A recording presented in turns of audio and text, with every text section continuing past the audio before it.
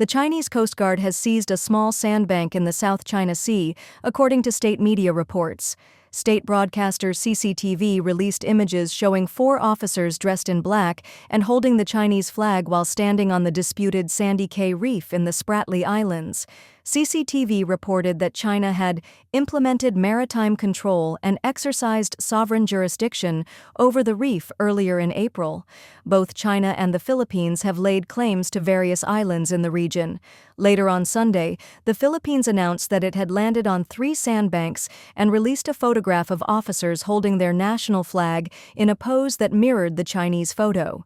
It remains unclear whether one of the sandbanks the Philippine security forces landed on was Sandy Cay.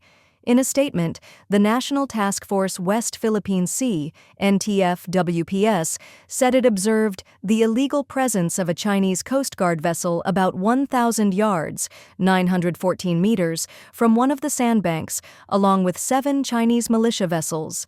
Sandy Cay is located near a Philippine military outpost on Thitu Island, also known as Pag-asa, which Manila reportedly uses to monitor Chinese movements in the area. There is currently no indication that China has permanently occupied the 200-square-meter island, and reports suggest that the Coast Guard has since departed. The White House expressed that reports of China seizing the reef are deeply concerning if true.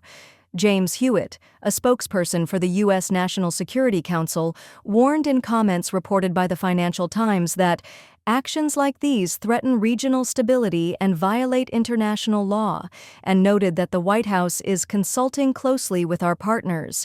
The Chinese action comes as U.S. and Philippine forces are engaged in their annual war scenario drills known as the Balikatan exercises.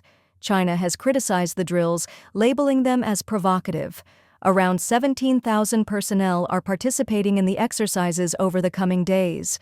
On Sunday, missiles from the U.S. Marine Air Defense Integrated System were launched off the coast of the northern Philippines, marking the system's second live fire test and its first deployment to the Philippines.